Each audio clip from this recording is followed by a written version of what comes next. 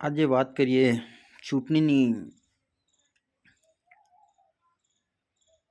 મતગણતરી છે. આજે 23 તારીખે મતગણતરી શરૂ થઈ ગઈ છે અને આજે વાગવા આવ્યા છે 11, સાડા 11.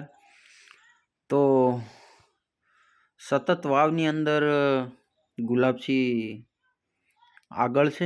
આગળ છે ને જીતવાની પૂરેપૂરી સંભાવના છે. કોંગ્રેસ જીતવાની છે. 10મો રાઉન્ડ 11:30 પતવા આવ્યો છે. 14,000 લીડથી ગુલાબસિંહ આગળ છે. સૌરભજી ઠાકોર પાછળ છે.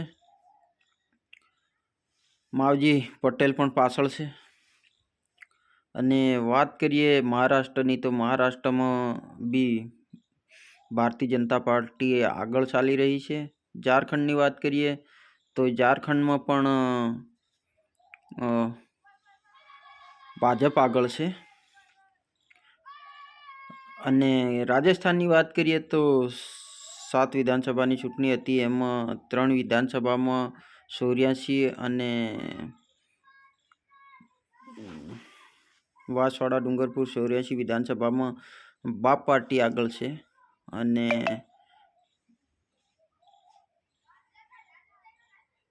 સલુંબરમાં બી બાપ પાર્ટી આગળ છે.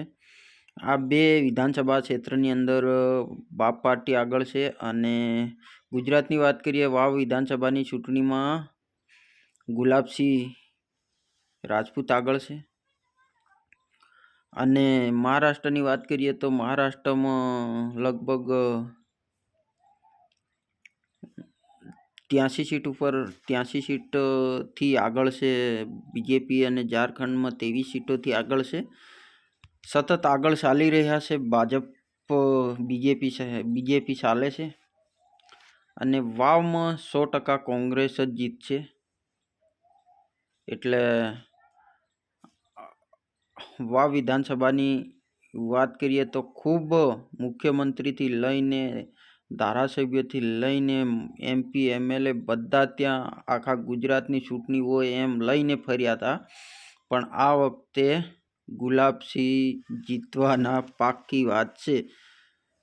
તો ગુલાબસિંહ 100% કોંગ્રેસમાંથી ગુલાબસિંહ રાજપૂત જીતવાના છે. અને સૌરભજી ઠાકોર બીજેપી ભાજપમાંથી 100% હાર થશે. અને રાજસ્થાનની વાત કરીએ તો ડુંગરપુર 84 વિધાનસભામાં બાપ પાર્ટી જીતવાની છે.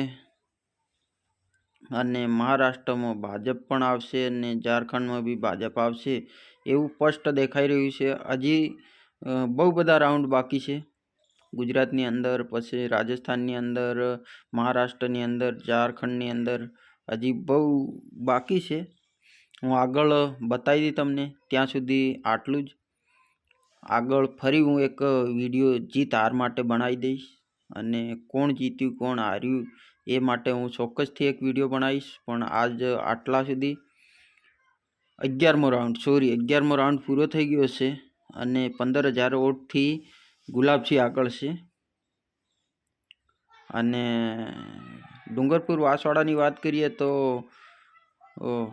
બાપ પાર્ટી 16,708 મતથી આગળ છે. મહારાષ્ટ્રમાં બી ભાજપ આગળ છે. ઝારખંડમાં ભાજપ આગળ છે. હજી સતત ચાલી રહ્યું છે. હું લાઈવ એટલા માટે નહીં કરી શકતો, એટલે મેં આ વિડીયો નાખ્યો છે. તમે જોજો. હું સાંજે ફરી એક વિડીયો 5 ને 10, 15 મિનિટે ફરી એક વિડીયો નવો નાખીશ. ત્યાં સુધી બન્યા રહેજો અને જોતા રહેજો અમારી ચેનલને. અને ખાસ કરીને સબસ્ક્રાઈબ કરજો યાર. તમે સબસ્ક્રાઈબ કરવાનું તો બિલકુલ કરતા જ નથી. સબસ્ક્રાઈબ કરી દેજો, એટલે જેથી કરીને તમને આવી માહિતી હું જરૂરથી મેળવી અને તમારા સુધી પહોંચાડીશ.